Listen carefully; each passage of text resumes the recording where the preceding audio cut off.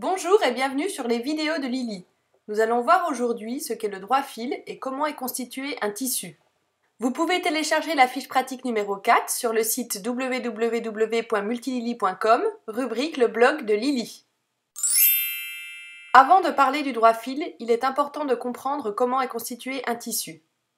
Un tissu est composé de deux types de fils qui s'entrecroisent perpendiculairement. C'est ce qu'on appelle le tissage. On va retrouver les fils de chaîne qui sont préalablement tendus sur le métier à tisser et qui correspondent à la longueur du tissu. Puis les fils de trame qui vont passer transversalement entre les fils de chaîne, alternativement en dessus et en dessous, pour former la largeur du tissu. Voici un exemple en image pour vous aider à mieux comprendre. En vert, ce sont les fils de chaîne qui sont donc tendus verticalement et qui formeront la longueur du tissu. Puis on va passer le fil de trame, ici en gris, alternativement en dessous et au-dessus des fils de chaîne.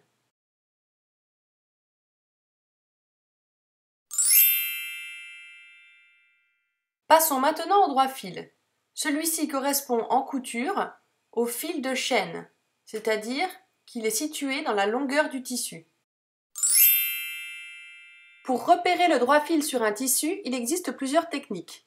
Voyons déjà comment se repérer grâce à la lisière. Il faut savoir que le droit fil est toujours parallèle à la lisière. La lisière correspond au bord du tissu qui ne s'effiloche pas, par opposition au bord qui a été coupé. La lisière comporte parfois quelques informations comme le fabricant ou le designer du tissu. Vous pouvez voir ici un deuxième exemple où le droit fil est facilement repérable.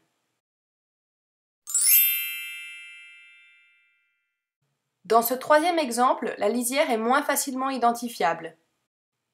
Il va simplement falloir identifier le bord qui ne s'effiloche pas, qui correspondra donc à la lisière et au droit fil.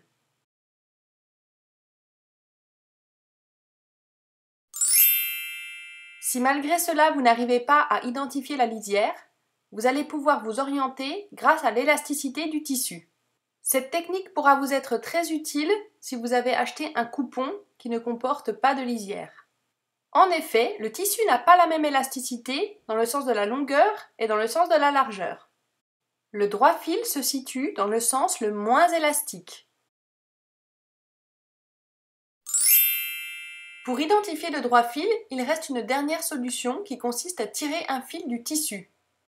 Pour ne pas abîmer votre tissu, placez-vous dans un angle et utilisez une épingle pour tirer un des fils. Vous verrez alors apparaître une ligne qui correspond à l'absence du fil. À partir de là, deux possibilités. Soit vous avez tiré un fil de chaîne et le droit fil est parallèle à la ligne, soit vous avez tiré un fil de trame et le droit fil est perpendiculaire à la ligne. Pour le savoir, testez l'élasticité du tissu dans les deux sens et reportez-vous à la technique précédente sur l'élasticité. Cette dernière technique est très utile lorsque l'on achète des coupons sans lisière et si l'on n'est pas sûr qu'ils aient été coupés perpendiculairement au fil de chaîne et au fil de trame.